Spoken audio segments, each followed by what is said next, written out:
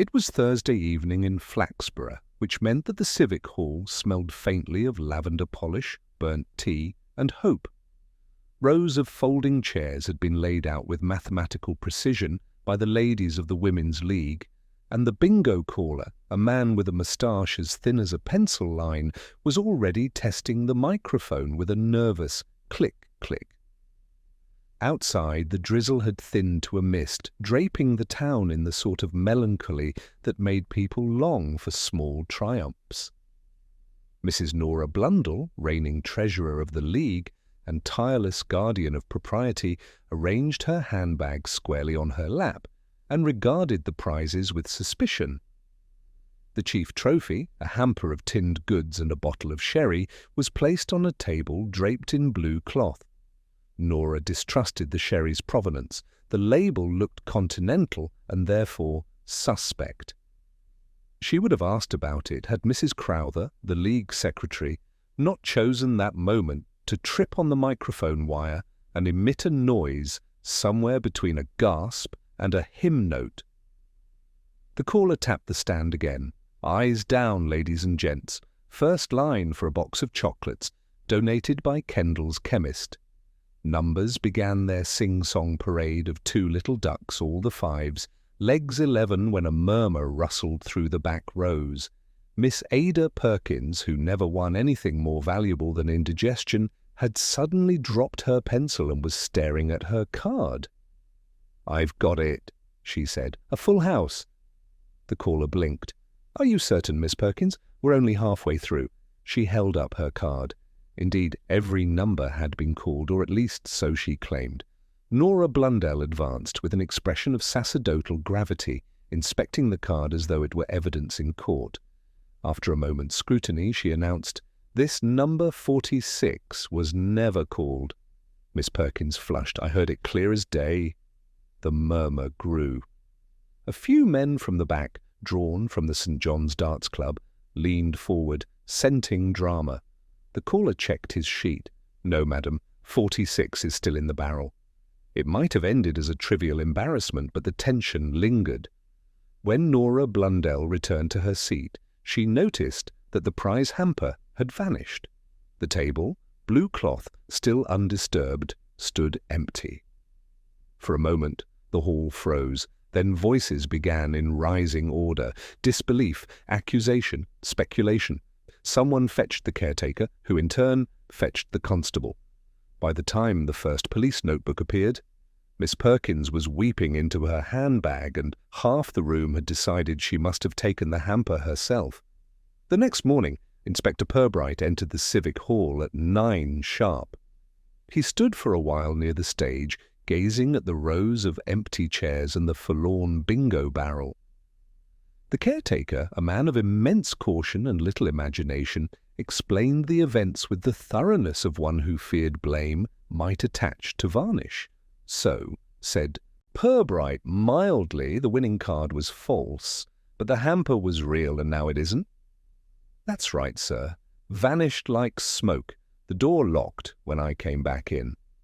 Purbright nodded, taking in the faint scent of sherry still hanging in the air. "You may find," he said, "that smoke rarely vanishes entirely. It tends to leave a smell." Outside, the rain had resumed soft, persistent, and entirely uninterested in Flaxborough's small scandal. But within the inspector's calm grey eyes, a gleam suggested that he had already noted some quiet inconsistency amid the commotion of last night's bingo. Inspector Purbright spent the better part of that grey morning listening to echoes of indignation, mostly inside the echo chamber that was the Civic Hall committee room. Mrs. Nora Blundell had convened what she termed a preliminary review of the circumstances, which in practice meant a moral inquest held over weak coffee and too many biscuits. She was always rather "needy," murmured Mrs. Crowther, who had taken the loss of the sherry more personally than the disappearance of the tinned peaches. "Miss Perkins, I mean, always first to the raffle table, last to leave the refreshment queue."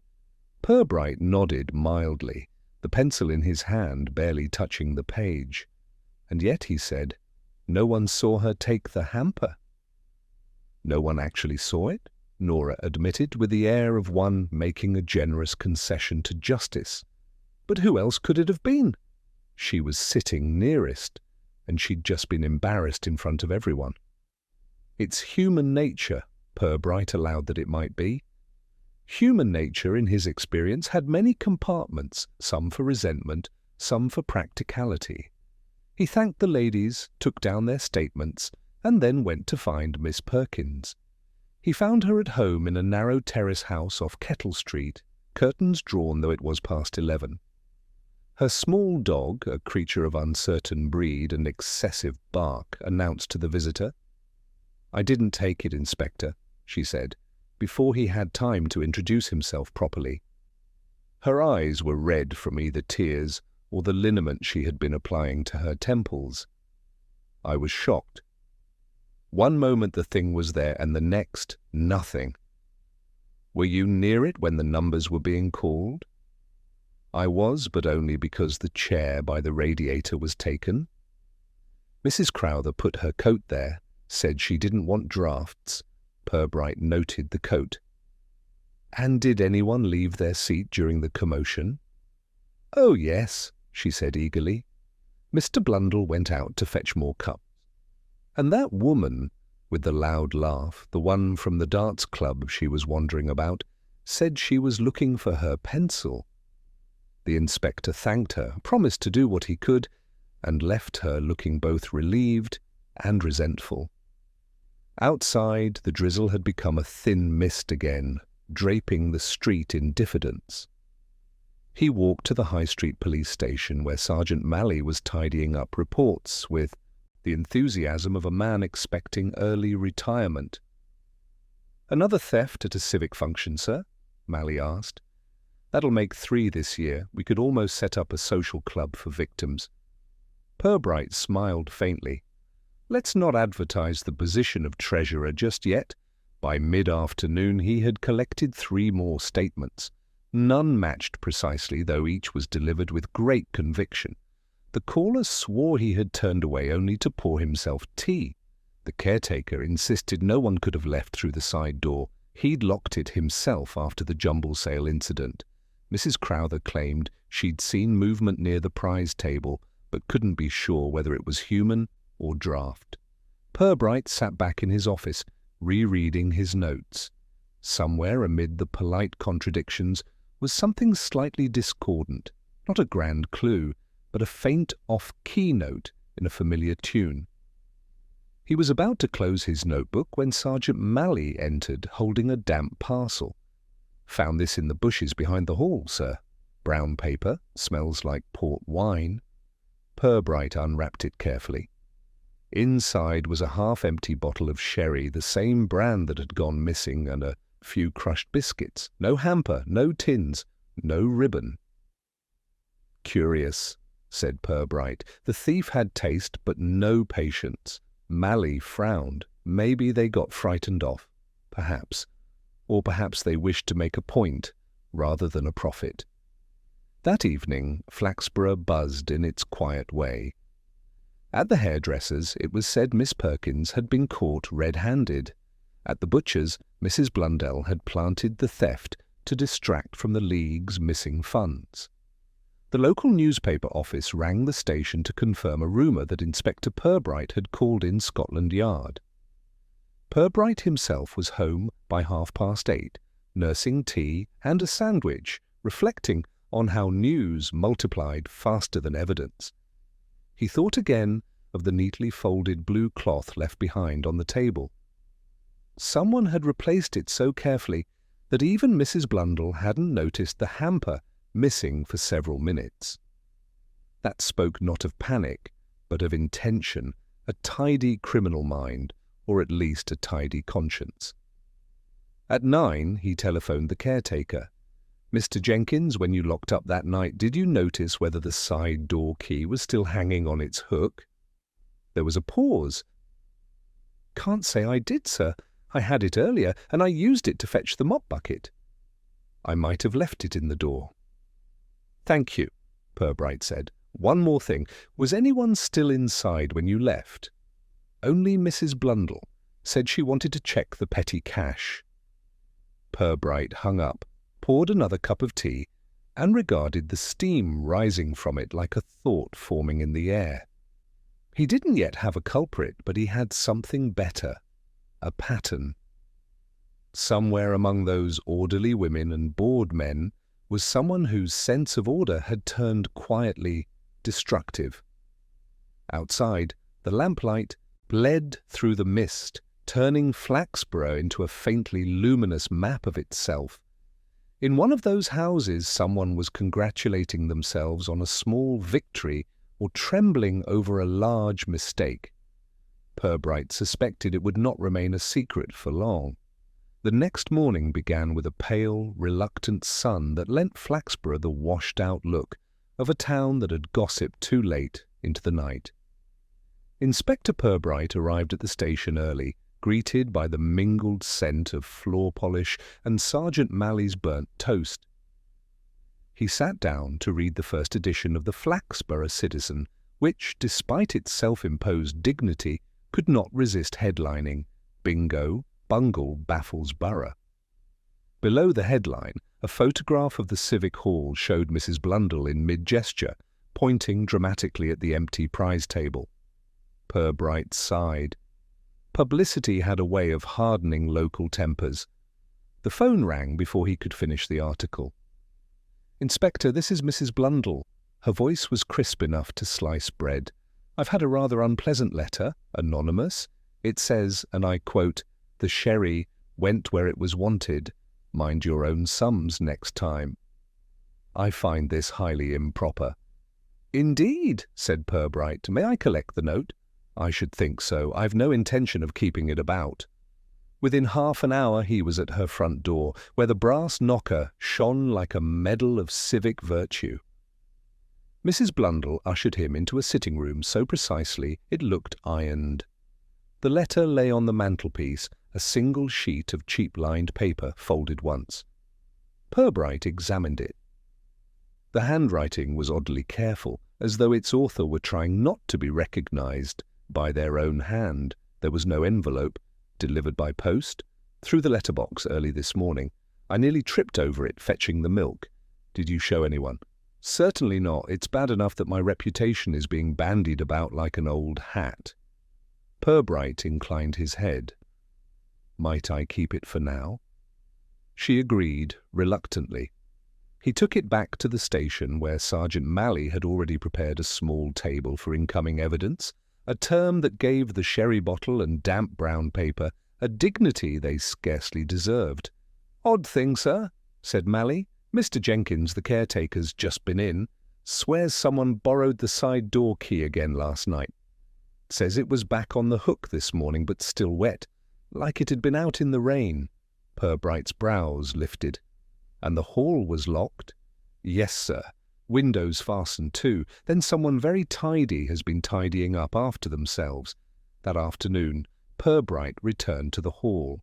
The drizzle had given way to intermittent sunlight, which made the place look less like a scene of crime and more like an exhibit in good behavior. The bingo tables had been stacked, the floor swept, and the blue cloth folded neatly in a cupboard. But there was something faintly amiss in that orderliness, a kind of too careful correction. He stood for several minutes in the empty space, listening. Through the walls came faint laughter from the adjacent room, where the local youth drama group was rehearsing. Then he heard another sound, a dull rattle near the prize cupboard. He turned the handle. The door creaked open, revealing a modest collection of raffle odds and ends, a tin of biscuits, a clock radio, 2 tea sets. Behind them, a cardboard box marked League Accounts 1968-1973. Inside, beneath faded ledgers, lay a second bottle of the same sherry unopened. Purbright lifted it gently, his expression unreadable. The discovery was too deliberate to be accidental. Someone wanted to suggest that the bottle had never been missing at all. He brought it back to the station, where Malley eyed it with a sceptical look usually reserved for miracles. "So now we've got one bottle half empty and one never touched." I'd call that progress if it weren't nonsense." "Not nonsense, Sergeant," said Purbright. "A correction. Someone is editing their crime." That evening, Purbright paid a call on Reverend Chubb, who served not only as local vicar, but as Flaxborough's unofficial repository of all human folly. They sat by the fire in the vicarage parlour while the clergyman poured tea with trembling solemnity. "I remember," said Chubb, "that Nora Blundell once lost a considerable sum from the League accounts, only temporarily, of course. The matter was hushed up. Her husband covered it." Purbright nodded. "And how many people knew? Fewer than you'd think. But gossip, like sin, never truly dies." When Purbright left, the air outside was crisp with frost. He walked slowly back toward the town centre, thinking of Nora Blundell's immaculate sitting-room and the letter she'd received. It did not sound like a simple act of mischief. It read more like rebuke. Someone was settling an old score, dressing vengeance in piety. At home, he placed the anonymous note beside the new sherry bottle. They formed a tidy pair, the accusation and the correction. Whoever had done this had a sense of theatre, of neatness. Yet neatness often betrayed the hand of someone who disliked mess, moral or otherwise. He thought again of the side door key, the wet handle, the folded cloth. No burglary, no vandalism, just quiet rearrangement. The act was not driven by greed, but by irritation, perhaps even conscience. Before bed, he made one final note in his book. If the sherry was meant as humiliation, who benefits by its return? The question hung there, quietly luminous in the lamplight, as the town settled once more into its routine murmurs of church bells, closing doors, and the faint echo of numbers being called somewhere in memory. By the following morning, the frost had softened into puddles, and the whole town seemed to glisten faintly, as though Flaxborough were trying to wash its conscience clean. Inspector Purbright arrived at the station to find Sergeant Malley standing by the notice board, holding a folded newspaper and wearing an expression of reluctant amusement. "Citizens doubled down, sir," he said, handing it over. "They've printed a follow-up claiming your investigation has widened to include financial irregularities." Purbright glanced at the column where Mrs. Blundell's photograph appeared once more, this time with a caption suggesting that police inquiries may reach beyond missing hampers. He folded it neatly. "I expect Mrs. Blundell will find her breakfast a little dry this morning." Malley grunted. "Reckon she'll be at the station before lunch." He was right. By 10 o'clock, Mrs. Blundell appeared in the doorway, impeccably gloved and furiously composed. "Inspector," she said, "I must insist that these insinuations cease. They are intolerable." Purbright gestured her into his office. "Please, sit down." "Tea? No, thank you. I haven't come for refreshments, Inspector. I've come for reassurance." He regarded her calmly. "You may rest assured, madam, that I have said nothing to the press, though it seems the press have said rather a lot to themselves." Her lips tightened. "If this goes on, my position in the League will be quite impossible. People forget years of service at the first whisper of impropriety." "Whispers," said Purbright, "often arise from the faintest draughts. The best method is to close the window rather than chase the breeze." She stared at him, uncertain whether to feel comforted or chastised. After a pause, she stood. "Well, I trust you'll be swift in resolving this nonsense." When she had gone, Purbright sat back, hands folded, his gaze resting on the anonymous letter lying in a file. It was odd how the writer's tone echoed Mrs. Blundell's own measured, self-righteous, faintly moralizing. Yet its motive was inverted. Someone wished to expose what she preferred concealed. Around midday, he decided to pay another visit to the Civic Hall, not for clues, but for conversation. The caretaker, Jenkins, was mopping the entrance with slow, meditative strokes. "Morning, Jenkins." "Keeping the floors as honest as ever." "Trying, sir." "Hard work, this honesty business." Purbright smiled faintly. "Tell me who holds the key to the side door besides you? Technically the hall committee, but only Mrs. Blundell takes it now and then for the money box or the ledgers. Nobody else wants the bother. Does she return it promptly? Always. Everything by the book, that one." Purbright walked to the stage, where the bingo equipment had been tidied into a neat tower of boxes. The caller's microphone lay coiled like a sleeping snake. Something about the quiet professionalism of the space reminded him of the false order surrounding the case, a crime disguised as tidiness, a theft disguised as correction. Later that afternoon, while Mally dealt with a complaint about missing washing lines, Purbright visited the Flaxborough Public Library. Its chief librarian, Miss Gwendolen Peat, was a thin woman who spoke as though everything were an overdue fine. She remembered, after some thought, that Mrs. Blundell had borrowed a volume on practical handwriting analysis a few weeks ago, returned it late too, Miss Peat added disapprovingly. Did she mention her reason for borrowing it? She said something about an anonymous note that needed identifying. I assumed it was council business. Purbright thanked her, left the building, and paused at the corner to watch the town's slow rhythm schoolchildren dragging satchels, a milk float rattling by, shopkeepers sweeping thresholds. He thought of the note again, and the steady hand that had written it. Mrs. Blundell had claimed to receive the letter this morning, but if she had been studying handwriting weeks earlier, the chronology bent uncomfortably. He returned to the station to find a small commotion in the lobby. Miss Ada Perkins was there, visibly trembling, clutching a brown envelope. "Inspector, I've had one too. One of those letters." Purbright led her gently into his office and opened the envelope. The note was similar paper, same deliberate hand, but the message was shorter. "You owe as much as she does. Bingo or no bingo, debts must be balanced." "Who could hate me that much?" she asked, voice shaking. "I've never owed anyone a farthing." He offered her tea, which she accepted with a trembling hand. As she sipped, he studied her face earnest, frightened, but not guilty. "Did you tell anyone about our conversation the other day?" "No, Inspector, only my sister, and she doesn't even live here." "Why?" "Because whoever wrote this knew you had reason to be nervous. They meant to keep it that way." After she had gone, Purbright compared the two notes under the desk lamp. Identical loops, identical angular T's. The same writer, one posing as a moral avenger, the other as an omniscient judge. He summoned Mally.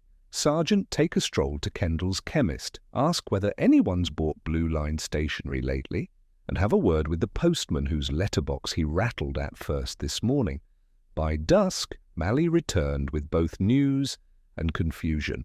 "The chemist says Mrs. Crowther bought a pad like that last week, and the postman swears he saw Mrs. Blundell already at her window when he made his rounds before the time she said she found the letter." Purbright nodded slowly. "Thank you, Sergeant. I think our smoke is beginning to show its fire." He rose, coat in hand. "We'll pay Mrs. Crowther a friendly visit tomorrow. She seems the type to tidy up other people's messes, especially when those people are her friends." The sergeant grinned. "And if she's the one writing the letters, then we'll find out what guilt she's trying to clean away." As he stepped outside, the evening light slanted across the town's rooftops, catching the damp slates like ink on polished paper. Somewhere, beyond the church bells, the civic hall stood quiet and orderly once more. But Purbright knew order in Flaxborough rarely lasted. Beneath its symmetry, something crooked was always learning to stand straight. Inspector Purbright began the next morning with a brisk walk through the market square. The shopkeepers were setting out their wares, fresh bread, limp lettuce, and the usual abundance of local opinion. Mrs. Crabbe, who ran the sweet stall, was loudly assuring anyone who would listen that the police had found half a ham and a bottle of spirits behind the civic hall and were building a case for embezzlement. Purbright stopped only long enough to buy a newspaper, then continued toward the terraced row where Mrs. Crowther lived. Her house, like its owner, was neat to the point of severity. A lace curtain twitched before she opened the door, expression politely guarded. Inspector Purbright, what an unexpected pleasure.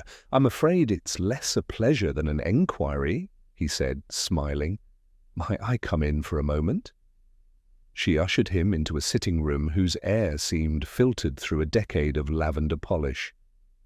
Everything gleamed except for one thing, a small wastebasket beside the bureau, lined with torn pieces of blue-lined paper. Purbright's gaze lingered. Doing a little spring cleaning? Just old notes. I'm secretary for half the committees in this town. You can imagine the paper. Indeed. Do you happen to have any of that stationery left? Her pause was fractional, but enough. I may have. Why? Because 2 letters of an uncharitable nature were written of the same kind. Mrs. Crowther gave a brittle laugh. Surely you don't think I'd waste my time on poison pen nonsense. I've more useful ways to spend my evenings typing minutes, for instance. He inclined his head. Of course. Still, if I might borrow one unused sheet purely for comparison. She fetched one reluctantly, then escorted him to the door with forced cheerfulness. As he stepped outside, Purbright noted that her hands trembled slightly. He had seen that before, the reflex of someone who feared not discovery itself, but the chaos it might cause. Back at the station, Sergeant Malley had spread both anonymous letters on the desk, the lamp casting their shadows like bars across the paper. He whistled. Same lines, same margin, same pressure points. Whoever wrote 'em pressed too hard at the top, lightened near the bottom, habit of someone who writes while sitting forward, I'd say. Purbright compared the sample sheet from Mrs. Crowther's pad. The paper matched perfectly, even the watermark aligned. Yet he was not fully convinced. Mrs. Crowther might be capable of many things, but malice required imagination, and her kind of orderliness usually confined itself to misfiled receipts. Still, he couldn't ignore her proximity to Mrs. Blundell. The 2 women had managed the League's finances side by side for years. The theft at the bingo, Night, the reappearing sherry, the letters, it all revolved around that relationship, as though the rest of Flaxborough were merely chorus. After lunch, Purbright visited the town bank. The manager, a man with the cautious air of one allergic to scandal, admitted that the League's petty cash account had shown minor inconsistencies over the past year. Nothing large, but frequent withdrawals under Mrs. Crowther's signature. Miss Blundell must approve those, Purbright observed. Usually, yes, but we assumed she delegated. They're practically joined at the hip. That phrase lingered in his mind as he left the bank. Joined at the hip, yet perhaps tugging in opposite directions. He turned toward the vicarage, hoping Reverend Chubb might offer another perspective. The vicar, still faintly pink from tending his rosebeds, welcomed him with resigned curiosity. You've the look of a man chasing something very small but very persistent, Inspector.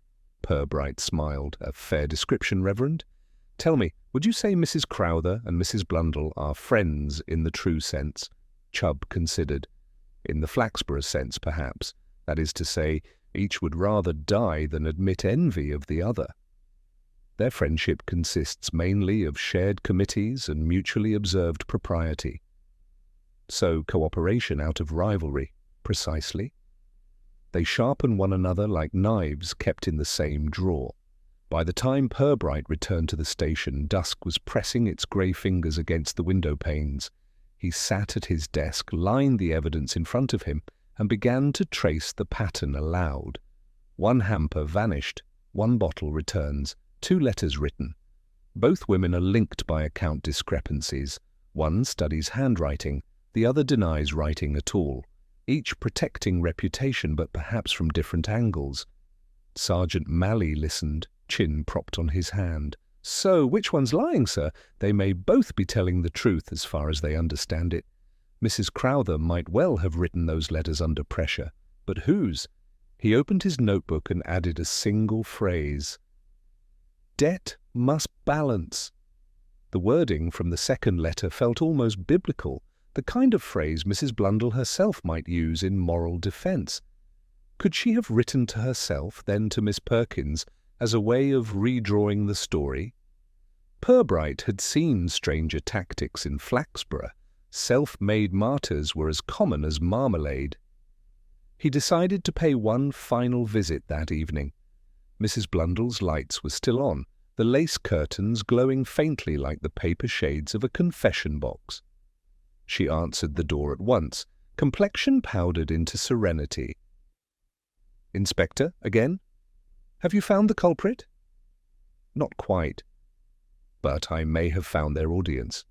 She frowned delicately. "I don't follow. Someone wanted to remind you of an old embarrassment, the League's accounts, the petty cash, while ensuring the public remembered your virtue, not your errors. So they staged a scene, a false theft, a reappearing prize, a conveniently shocking letter." She drew back, hand tightening on the doorknob. "That's absurd, is it? You were alone in the hall after the event. You had access to the key, to the hamper, to the paper. You replaced the cloth so carefully that only someone familiar with order would manage it. You even studied handwriting to disguise your own." For a moment she seemed about to protest, but instead her shoulders sagged as though a performance had finally exhausted her. "I meant no harm," she said quietly. "It was only to silence gossip. People were hinting about last year's shortfall. I thought if something trivial drew their attention, they'd forget. And Miss Perkins, she's harmless, but she chatters. I had to make it appear someone else was responsible just until the next meeting. Purbright regarded her with a weary sympathy. You understand, Mrs. Blundell, deception rarely stays trivial." Her eyes glistened. "You won't make it public?" He paused. "That will depend on whether the deception continues." When he left her house, the air was heavy with the smell of rain, and somewhere distant a bell struck 8. He walked back toward the station, thinking not of guilt or innocence, but of balance, the kind that rarely held in a town where pride counted for more than truth. Inspector Purbright awoke the next morning to the steady percussion of rain on the windowsill and the faint rustle of the Flaxborough Citizen being pushed through the letterbox. He carried it to the kitchen, poured himself tea, and unfolded the front page. As he had feared, the paper had advanced from insinuation to implication. League Treasurer questioned as Civic Hall mystery deepens. The article cited unconfirmed sources close to the investigation, which, in Flaxborough, meant someone had seen a police car parked outside Mrs. Blundell's house. At the station, Sergeant Malley was waiting, damp but cheerful. "We're famous, sir. Mrs. Crabb's telling everyone you've got a confession." "Half right," said Purbright, hanging up his coat. "We've got the form of one, but not the truth behind it." He explained Mrs. Blundell's late-night admission of her claim of staging the theft to divert gossip. Malley frowned. "It fits, doesn't it?" She had the key, the motive, and the sherry. "Fits too neatly," said Purbright, like a story rehearsed for the benefit of conscience. "I'm not convinced she was alone in it." Before the sergeant could answer, the telephone rang. Purbright lifted the receiver, listening silently for a moment. "I see. Yes, we'll come at once." He replaced it and picked up his hat. That was Jenkins, the caretaker. "He's just discovered something behind the Civic Hall stage. Apparently, not even the drama club could claim it as a prop." They found Jenkins standing near the back curtain, a bundle at his feet wrapped in a tartan shawl. Purbright lifted the cloth. A metal cash box appeared, its lock prized open, its contents reduced to a few damp receipts. Inside was also a letter, folded twice, bearing the same careful, deliberate handwriting as the previous anonymous notes. "This," said Purbright quietly, "is turning into an epistolary crime spree." He read the note aloud. "No one is blameless, not even those who count the coins. Let them both remember that decency is not immunity." Mally gave a low whistle. "That doesn't sound like Mrs. Blundell, sir. Not her tone too moral for its own good." "Exactly," said Purbright. "It sounds like someone impersonating her tone, someone who knows how she speaks, how she scolds." He pocketed the note and examined the box. "This hasn't been here long. Jenkins, when was the last time you cleaned behind this curtain?" "Yesterday afternoon, sir." "Nothing there then? Then our correspondent was active again last night." Back at the station, Purbright spread the 3 notes on his desk. The first threatened Mrs. Blundell, the second accused Miss Perkins, and now the third struck at both women, and with a tone neither wholly vindictive nor forgiving. He traced the pen strokes. They had become less precise, angrier, the loops heavier. Mally, watching over his shoulder, said, "Maybe Crowther after all? She's had cause to be angry. Mrs. Blundell's been blaming her for those accounts." Purbright considered, "If so, she's growing bolder. But anger isn't her usual posture. She prefers silent reproach."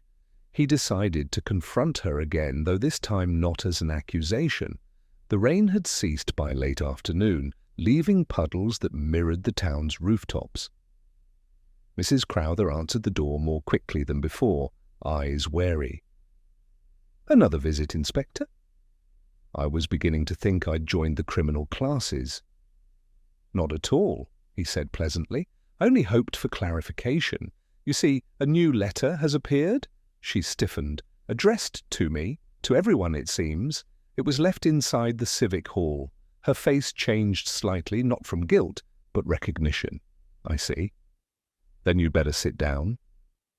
She led him to the sitting room, then went to the bureau. From a drawer she produced a small notebook filled with neat columns of handwriting.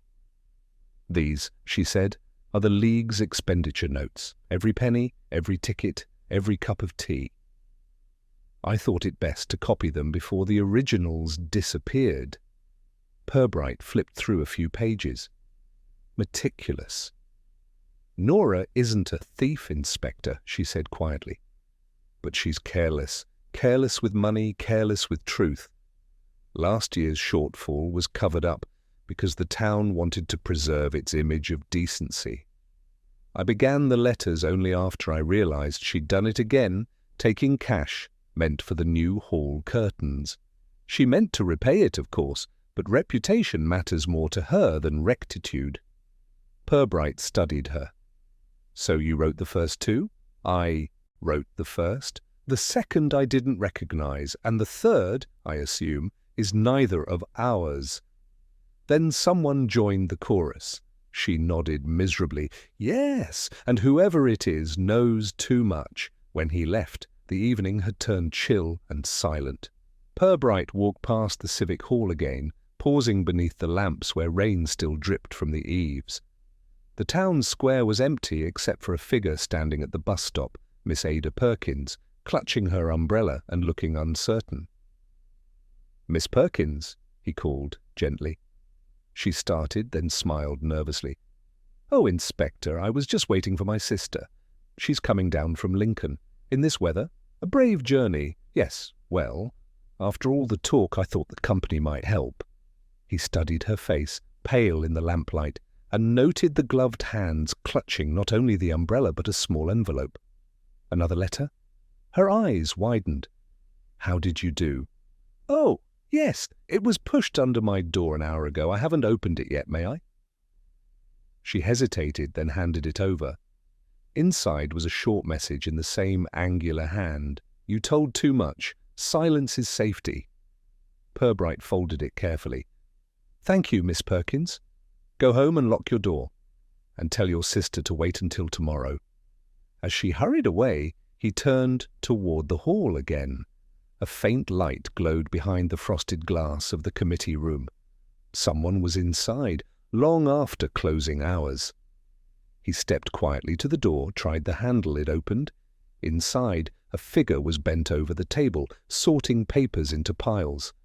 At the sound of the creaking floorboard, the person looked up sharply. It was Reverend Chubb. "Inspector!" he exclaimed, guilt and surprise blending awkwardly. "You startled me." "I might say the same, Reverend. Late hours for parish work." He glanced at the table. There lay several of the League's ledgers, along with an open pad of blue-lined paper. Purbright said nothing for a long moment. Then very softly, "I think, Reverend, we should have a little talk about the morality of anonymous letters." Chubb's hand trembled above the pen, the ink still wet. "You wouldn't understand, Inspector. It wasn't malice, it was correction. The town must be reminded of its conscience, even if that conscience has your handwriting." The vicar lowered his gaze. Better mine than none at all. Purbright closed the door behind them. Outside, the rain began again, steady, cleansing, unending. For several seconds after Reverend Chubb's confession, the silence in the committee room was thick enough to seem almost holy. The single overhead bulb flickered faintly, illuminating dust motes that hung like suspended gilt. Inspector Purbright regarded the clergyman with a gaze that was neither harsh nor indulgent, merely weary, as though he had seen too many human frailties wrapped in piety. "You've been very industrious," Reverend Purbright said at last, his voice quiet. "Writing to half the town while preaching forgiveness to the other half. That must have required a remarkable sense of balance." Chubb removed his spectacles and polished them, buying time. "It began with good intent." "Truly, Inspector. The League has long been a nest of vanity. Nora Blundell thought herself the guardian of virtue, Mrs. Crowther the keeper of order. Between them, truth was smothered. I merely reminded them of it.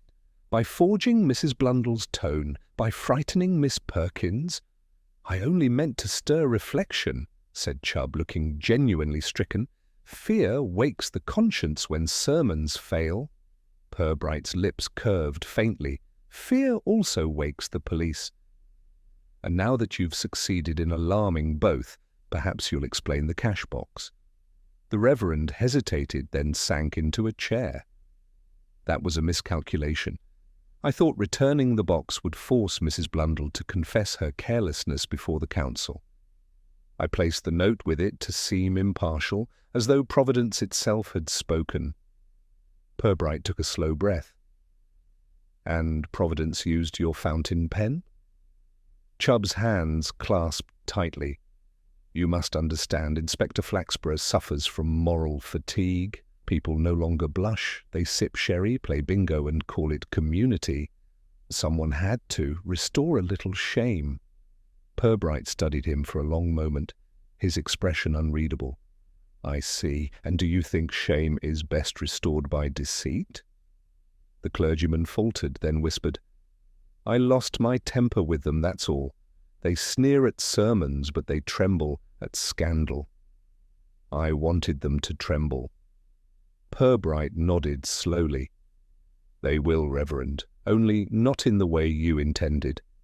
He took the blue-lined pad, the pen, and the still, damp page, then gestured toward the door. "We'll finish this properly at the station. Sergeant Malley will want to take your statement." As they stepped into the rain, Chubb pulled his coat tighter, his dignity shrinking with every drop. The walk was short, but silent. In the interview room, the vicar sat composed but pale, his earlier fervour replaced by quiet mortification. Purbright took down the confession with methodical care, pausing only once to ask, "Did you ever intend harm?" "No," said Chubb softly. "I intended to improve. That's the trouble with intentions. They rarely consult reality first." When the Reverend left under caution, Purbright watched him go with a mixture of pity and resignation. The scandal at the bingo hall had begun as a petty deception and ended as a sermon gone astray, a morality play written by the most ironic playwright of all, human vanity. By evening, word had already spread. The Flaxborough Citizen, alerted by mysterious means, would have a new headline by morning: Vicar's letters stir civic repentance. Sergeant Malley, reading a late proof at his desk, shook his head. Well, sir, at least they've found their moral story, even if it's the wrong one. Stories often are, Purbright replied. Truth doesn't sell papers. He leaned back, closing his notebook, but something still tugged at his thoughts. He had accepted Chubb's confession, yet certain threads refused to tie neatly. Why had the vicar written that final letter to Miss Perkins? It seemed too personal, too threatening for his lofty sense of moral instruction. He frowned slightly. Sergeant, he said after a moment, when Reverend Chubb wrote those letters, what ink did he use? Blue, sir, same as the pad. Purbright opened the drawer and withdrew the latest letter, the one threatening Miss Perkins. The ink there was darker, more purplish, the handwriting slightly uneven. Look closely, he said. See the pressure here harder, less careful. I think the good Reverend might have inspired an imitator. Malley's brow furrowed. Someone else carrying on the sermon? Or closing it, said Purbright quietly. Perhaps someone who wished to ensure the scandal's silence. He rose, crossed to the window, and looked out at the town below, where the street lamps glimmered like tired eyes. Reverend Chubb may have played prophet, but someone else saw the opportunity to write an ending. We may find that morality is contagious, but not always in the healthy sense. The next morning confirmed his unease.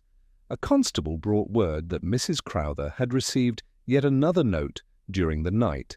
This one read, Enough, confessions. Let the matter rest.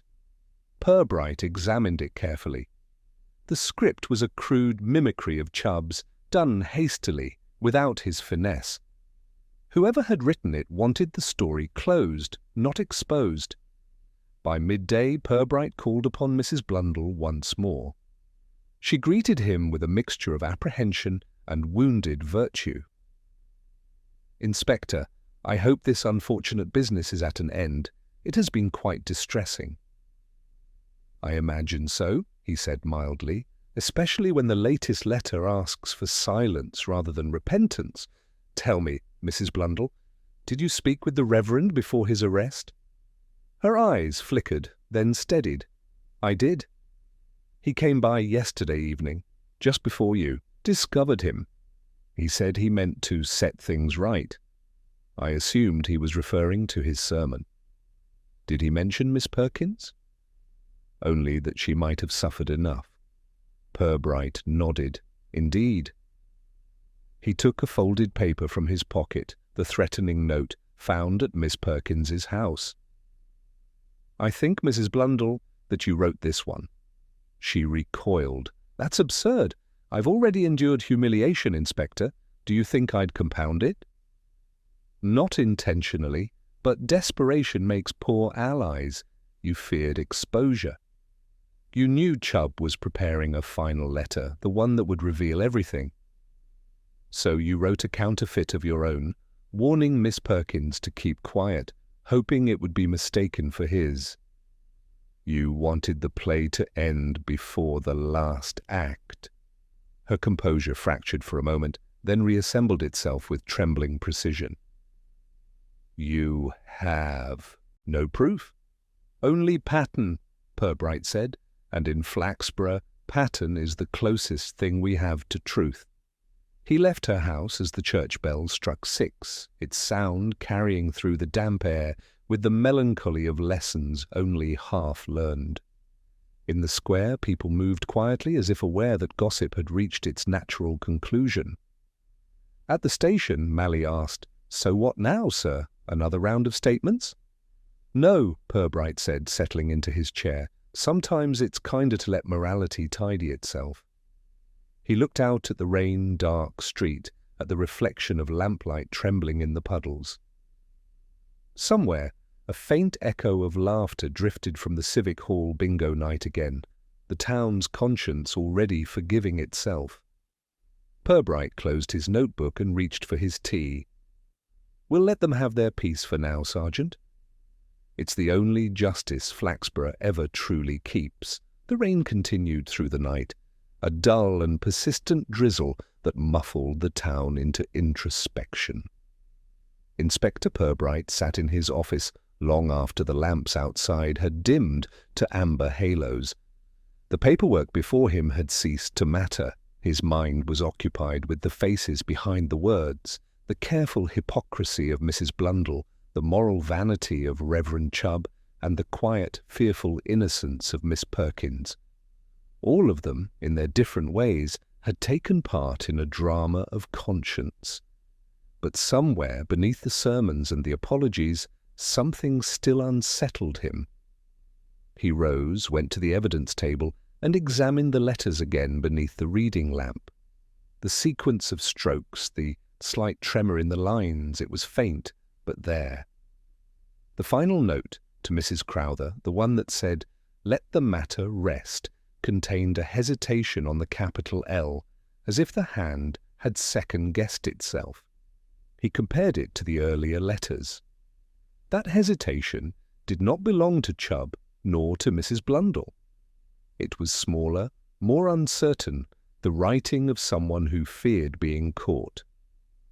Someone who wanted the whole affair to vanish. Sergeant Malley reappeared at the door, carrying 2 mugs of tea. "You're still at it, sir?" "The town's already moved on. Half of 'em are at bingo again tonight." "That's what bothers me," Purbright said. "The town always moves on too easily. But the truth never quite keeps pace." Malley sipped cautiously. "You think there's another hand behind those letters?" "I think there's a hand that wants to close the curtain," said Purbright. "And I think that hand belongs to someone who understood both Chubb's conscience and Blundell's vanity." He set down the mug, fetch Miss Perkins in the morning, not formally telling her I'd like her help in clearing up a few small details. By mid-morning she sat opposite him, clutching her handbag as though it contained her last defense against the world. The rain had stopped. Weak sunlight angled across the office, highlighting the nervous tap of her fingers on the handle. "I don't see how I can help, Inspector," she said. "I've told you everything I know." "I believe you," he replied gently.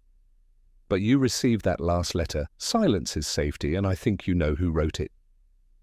She looked down, a flush rising on her cheeks. "I thought it was the vicar, same as the others. Perhaps at first. But when you read it carefully, didn't you notice the spelling? Silence, written without the second E.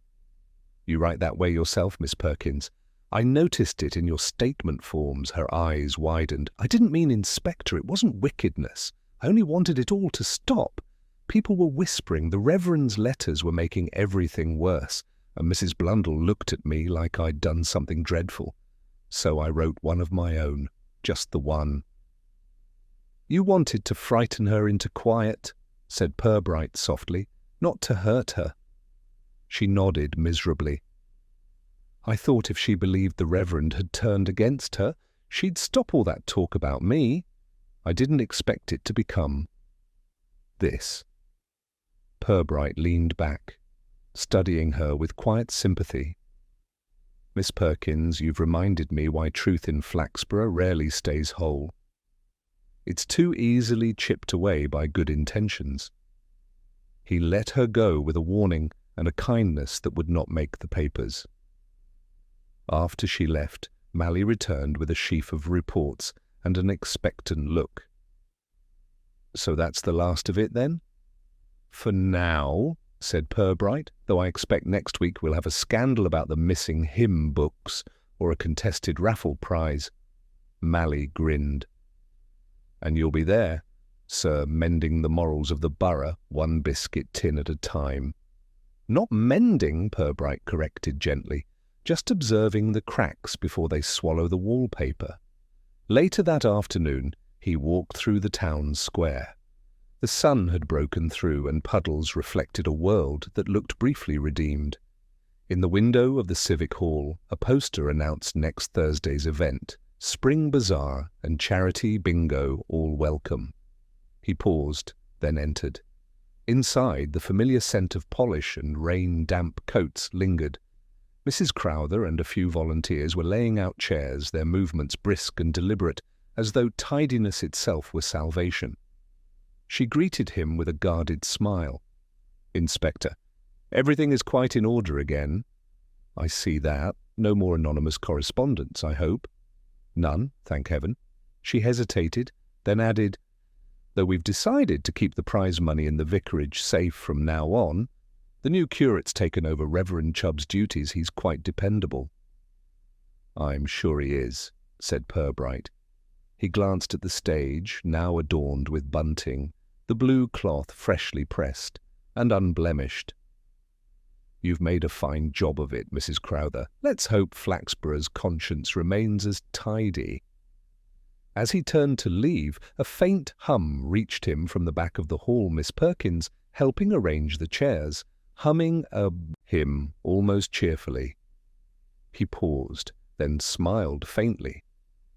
The town, it seemed, had forgiven itself again, as it always did.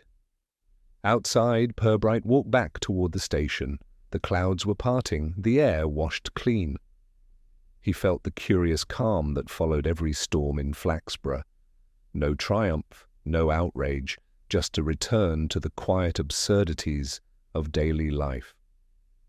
At his desk he opened his final report, the one meant for the archives, and began to write in his small, deliberate hand. The so-called scandal at the bingo hall was less a matter of theft than of morality misapplied. The crime was not against property, but against proportion. Each participant, convinced of their virtue, contributed to the confusion until truth resembled the very gossip it sought to escape. The Reverend wished to awaken consciences, Mrs. Blundell to protect hers, Miss Perkins to silence hers. Between them, they achieved only modest entertainment for the town and an instructive evening for the police. He signed his name, closed the folder, and placed it neatly on the pile marked "Completed Cases." Then he looked toward the window, where the last of the rain glimmered on the glass. In Flaxborough, virtue and vanity were twin reflections in the same puddle, and Inspector Purbright, patient as ever, knew that sooner or later someone else would fall in, trying to see which was which.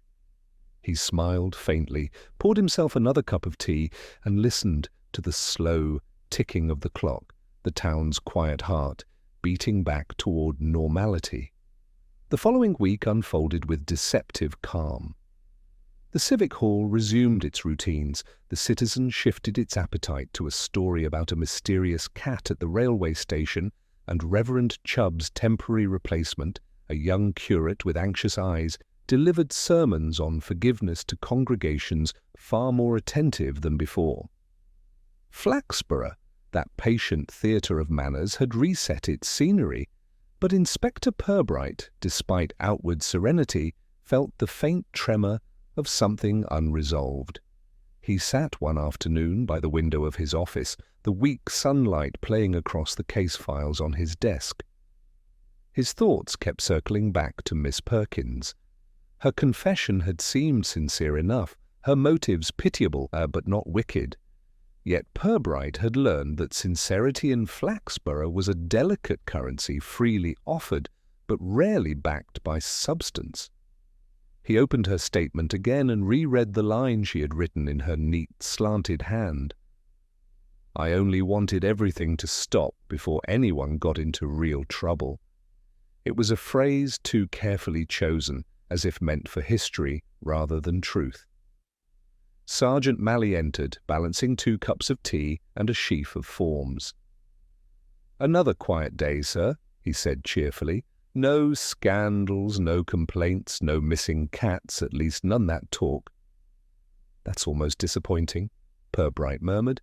"Tell me, Sergeant, how many quiet days have we had in Flaxborough without a ripple of moral outrage?" Malley grinned. "Including Sundays?" "None." Purbright smiled faintly, then gestured to the file. Do you recall Mally, who first mentioned the hamper missing? The very moment it was discovered? The sergeant frowned, thinking back. Mrs. Blundell, wasn't it? Or that caretaker fellow? No, said Purbright, tapping his pencil.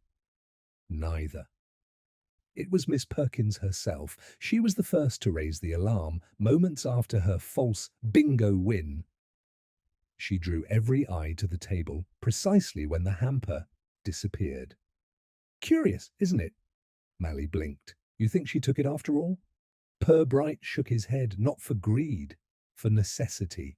The sherry, the tinned goods, the biscuits were props. What she needed was the cash envelope inside, meant for the hall's petty expenses. Jenkins mentioned it was tucked in the hamper for safekeeping, but when the hamper reappeared, that envelope didn't. The sergeant scratched his chin. So, all this letter business, the vicar's sermonising, the gossip, it's all smoke for a bit of stolen pocket money? Not quite, said Purbright. Flaxborough's crimes are rarely about money. They're about standing, about who's seen as respectable, who isn't. Miss Perkins found herself humiliated that night, accused and laughed at. When she saw that envelope, she saw a way to turn humiliation into control. She hid it, then watched as the town tore itself apart over her innocence. Mally gave a low whistle. And when things went too far, she grew frightened. The vicar's letters added panic to guilt. Mrs. Blundell's staged confession gave her an escape, but not peace. So she wrote her own letter. The silence is safe one to warn herself as much as anyone else. The sergeant stared. Well, that's tangled enough to be true. Shall we bring her in? Purbright hesitated. No, not yet. She's done more to punish herself than the law ever could. Later that afternoon, Purbright decided to walk to Kettle Street, where Miss Perkins lived, behind a curtain of lace and loneliness. She opened the door quickly, as though expecting him. Her face looked thinner, her eyes softer with exhaustion. "Inspector," she said quietly, "I thought this might not be over." He stepped inside. The small sitting room smelled faintly of stale lavender and fear. On the mantelpiece sat the empty sherry bottle, polished clean, and beside it a biscuit tin with the Women's League crest. She followed his gaze. "I was going to return it," she whispered. "I almost did last week. But it felt too late. Everyone had made their minds up about who was wicked and who was good, and I didn't fit in either column." Purbright said gently. "You'd be surprised how few of us do." She sank into the armchair, hands clasped tightly. "I didn't plan anything. When they laughed at me over the bingo card, I just snapped. The envelope was right there, poking out of the hamper. I only meant to borrow it just for a little while, but once it was gone, I didn't know how to undo it. Then those awful letters started, and I thought perhaps someone knew. When Mrs. Blundell started shouting about decency, I thought maybe she deserved a scare. You wrote the last one too, didn't you?" She nodded, tears brimming. "Yes, I wanted to make it stop, but I made it worse. I'm not bad, Inspector, just tired of being invisible." Purbright regarded her with quiet sympathy. "Invisibility is one of Flaxborough's oldest afflictions. The town forgives only those it notices." He took the biscuit tin, examined the contents inside, and laid the missing cash envelope, now sealed with tape and marked to be returned. He replaced the lid. "I'll say you returned it of your own accord. That will be close enough to the truth." She looked up, startled. "You'd do that? I'd rather the town learn forgiveness than arithmetic." When he left, twilight was beginning to press its violet hue over the rooftops. The lamps flickered on and distant laughter echoed from the civic hall. Bingo night again. The numbers called like verses from a book of hope. At the corner, Sergeant Mally was waiting beside the car, smoking contentedly. "Well, sir?" Purbright climbed in, settling his hat. Case closed, more or less. The crime solved itself, though the morals may take longer. Will there be charges? No, just notes. Flaxborough thrives on paperwork and keeps conscience from getting too clean. They drove back through the narrow street, past the shop fronts gleaming faintly under the drizzle. Purbright watched the windows as they passed. Mrs. Blundell in her parlour, reading aloud from the Citizen to no one in particular. Mrs. Crowther arranging flowers with a mechanical neatness, and in one upper window, Miss Perkins sitting still beside a lamp, staring at the rain as though counting every drop she'd caused. Back at the station, Purbright went straight to his desk and opened the final page of the case file. He wrote only one sentence before closing it again. The smallest lies breed the loudest truths. Outside, the rain began once more, soft, forgiving, the kind that erased footprints rather than revealed them. The next morning broke with an uneasy brightness, a thin, watery sunlight that seemed to apologize for its own optimism. Inspector Purbright, as was his habit after the conclusion of a case, found himself walking through the market square rather than sitting at his desk. Flaxborough, in its usual way, was already tidying up the memory of scandal. Mrs. Blundell had been seen briskly shopping for preserves, her posture once again that of moral authority restored. Mrs. Crowther was busy drafting minutes for an upcoming League meeting, a document that would, no doubt, omit all reference to recent unpleasantness. And Miss Perkins, according to the postmistress, had resumed her afternoon walks, though now with a hat brim wider than propriety demanded, as though hiding from the past in plain sight. Purbright turned into the lane beside the churchyard, where Reverend Chubb was quietly pruning a rosebush.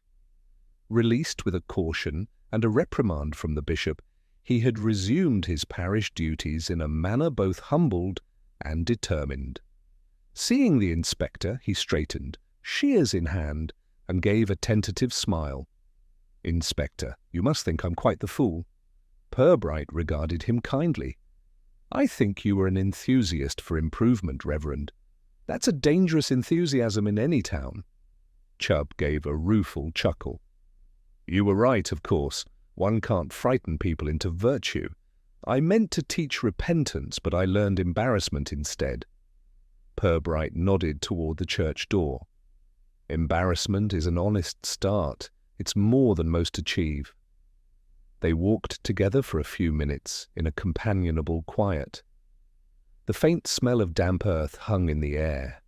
Somewhere beyond the wall, the faint echo of laughter drifted from the direction of the civic hall. Purbright glanced toward it. "You'll be pleased to hear, Reverend, that bingo has resumed. Apparently there's a new prize system, cash only, no hampers." "Wise," said Chubb. "Temptation is easier to remove than to overcome." When Purbright left him, the church bells were striking 11, their sound rolling through the high street like a reminder that time, not sermons, was the true reformer of Flaxborough. At the station, Sergeant Malley was finishing a report with the air of a man whose conscience was comfortably untroubled. "Quiet week again, sir, unless you count the mayor's complaint about pigeons roosting on the War Memorial." "I think we can endure that scandal," said Purbright, hanging up his hat. He sat, letting the silence of the room settle around him. On his desk, the case file lay closed, a ribbon marking the end of its bureaucratic life. But his mind, ever methodical, lingered over the edges of it, not suspicion exactly, but reflection. Flaxborough, he thought, never committed crimes of passion, only crimes of proportion. People here sinned in moderation, as they did everything else. A theft was never quite theft, a lie never quite falsehood. Morality, like tea, was always taken lukewarm. He was halfway through this thought when the telephone rang. Malley picked it up, then mouthed, "Mrs. Blundell, sir?" Purbright gestured for it. "Inspector," came her voice, firm but tremulous. "I thought I ought to tell you Miss Perkins came by this morning. She returned the biscuit tin to me personally, said it was all a misunderstanding." She looked altered. pale but proud, if you understand me. "I do," said Purbright. "And how did you receive her?" "As one ought to. I told her bygones must be bygones, that our league thrives on forgiveness." Then she cried, which was most awkward. Purbright allowed himself a small smile. "You did very well, Mrs. Blundell. Forgiveness rarely comes easily in Flaxborough, but it does come eventually." When the call ended, he looked out through the rain. Dappled window.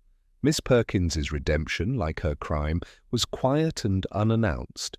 There would be no headlines, no applause, no moral speech, just a slow readmission into the fold, and perhaps that was the town's truest form of justice, an amnesty disguised as indifference. That evening he took a solitary walk down to the Civic Hall. Inside, the bingo was already in full swing. The familiar rhythm of numbers carried through the open window. Legs 11. 2 fat ladies. The room was bright, cheerful, and utterly ordinary again. He paused by the doorway, watching as Miss Perkins, seated near the front, a small smile trembling on her lips, marked her card with steady hands. Mrs. Blundell sat 2 tables away, her expression prim but not unkind. Even Mrs. Crowther looked almost human in the glow of the overhead lamps. Purbright lingered there for a moment longer, letting the sound wash over him, the laughter, the murmured competition, the scrape of chairs, the steady fall of rain on the roof. Life, he thought, had resumed its careful pretense of normalcy, which in Flaxborough was the nearest thing to grace. When he finally turned away, Jenkins the caretaker appeared in the corridor, polishing a brass plaque with dogged devotion. "Evening, Inspector. Is everything peaceful tonight?" "As peaceful as human nature allows," said Purbright. He walked out into the mist. The town clock struck 9, and the echo rolled across the rooftops. The streets were slick with rainlight, reflections glimmering like memories half erased. He stopped by the lamppost outside the station, looked up at the pale glow overhead, and thought not for the first time how Flaxborough would never truly change. It didn't need to. Its small sins kept it human. Its quiet reconciliations kept it alive. When he entered the station again, Mally was tidying his desk for the night. "Heading home, sir?" "In a moment," Purbright said. "Just one note to add." He opened the case file one last time, wrote a single line beneath his previous reflection, and then shut it with finality. "Flaxborough repents best by carrying on." He slipped the file into the cabinet, turned out the lamp, and reached for his coat. Outside, the bells of St. Mark's began their slow, familiar chime. The sound carried over the rooftops, over the hall, over the soft murmur of the river, until it dissolved into the night.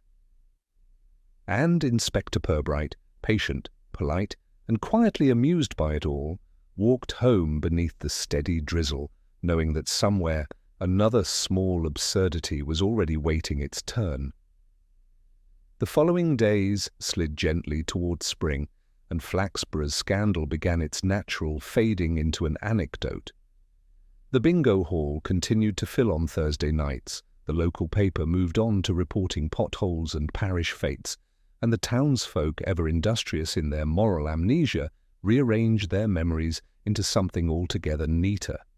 Inspector Purbright, meanwhile, resumed his quiet routines, taking his morning tea in the window of the station and pretending to read reports he already knew by heart.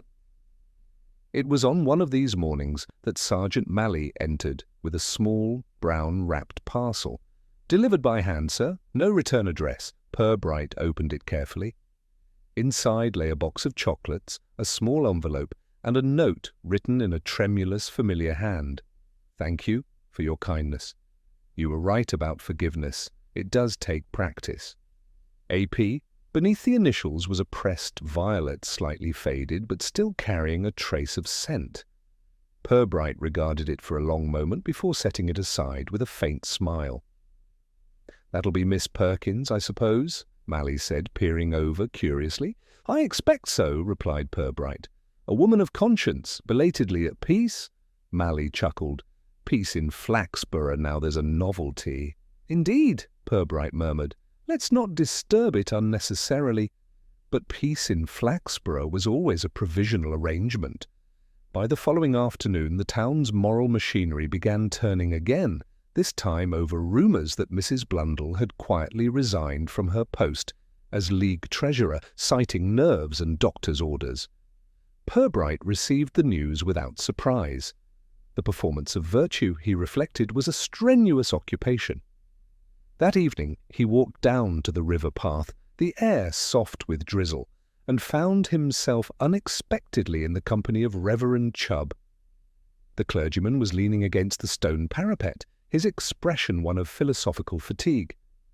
"I hear Mrs. Blundell's retiring from public life," said Purbright. Chubb nodded. A pity. She was very good at appearing indispensable. "Perhaps that was the trouble," Purbright said. "When people become too necessary to their institutions, they start inventing crises to prove it." Chubb smiled faintly. "You speak like a theologian, Inspector." "No," said Purbright, "just a student of Flaxborough." They stood a while, watching the sluggish river slide beneath the bridge. It carried away, as it always did, the town's remnants of drama, washing them downstream into forgetfulness. Chubb sighed. "I suppose there's a lesson in all this." "There usually is," said Purbright, "though I find lessons are most effective when the pupils aren't aware they're learning them." The Reverend gave a rueful nod, then departed for evening prayers. Purbright remained on the bridge, listening to the bells of St. Mark's begin their low, slow toll across the rooftops. Each chime seemed to draw the last threads of the scandal further into silence. When he returned to the station, the lamps were already lit, and the faint smell of coal lingered from the heating stove. On his desk, Mally had left the day's summary routine as ever. Lost property, traffic complaint, one report of suspicious whispering behind the post office that turned out to be an uncooperative pigeon. Purbright smiled faintly, setting it aside. The ordinary had resumed its throne. He unlocked the drawer containing the now complete file. Civic Hall Incident Bingo Night. He flipped through its pages slowly, reading the familiar names: Blundell, Crowther, Perkins, Chubb. Each name conjured an image: stiff posture, anxious eyes, moral certainty gone slightly askew. Every one of them had acted from conviction, which in Flaxborough was simply another form of confusion. Before closing the file for good, he added one final note in his steady hand. Resolution achieved by mutual embarrassment rather than justice is a method more effective in this town than either sermon or punishment. The Civic Hall remains functional, the League solvent, and the Vicar chastened. Miss Perkins shows signs of renewed social activity. Flaxborough's moral equilibrium was restored. He paused, then added one final line beneath. No harm done, beyond the usual kind. As he slid the folder into its slot, the telephone rang. He lifted the receiver, listened for a moment, and said, "Yes, Sergeant, I'll come at once." When he hung up, he allowed himself a wry smile. So much for equilibrium. Mally met him at the doorway, hat in hand. "It's nothing major, sir, just a misunderstanding at the council offices. Something about the missing raffle proceeds from last year's garden show." Purbright reached for his coat. "Ah," he said, "then spring in Flaxborough has truly begun." They walked out together into the evening. The rain had thinned to a whisper, and the lamps cast long, reflective streaks across the cobblestones. Somewhere, faintly, the bingo caller's voice drifted from the Civic Hall. Another round began, another harmless hope being counted aloud. Purbright paused for a moment beneath a lamp-post, listening to that familiar rhythm of chance and expectation. Then he turned up his collar against the drizzle and started toward the council building. His step was unhurried, his expression calming, the very image of a man who understood that in a place like Flaxborough Moral instruction and mild chaos were simply two sides of the same coin. Behind him, the sound of numbers continued to echo through the mist, a chorus of ordinary voices chasing order through luck, decency through routine, truth through gossip. In that quiet absurdity lay the town's soul, and Inspector Purbright, as always, would be there to keep it from tipping too far, one way or the other. The night closed in softly around the town, as though drawing the curtain on a play that would begin again tomorrow with new actors, familiar lines, and the same old scenery.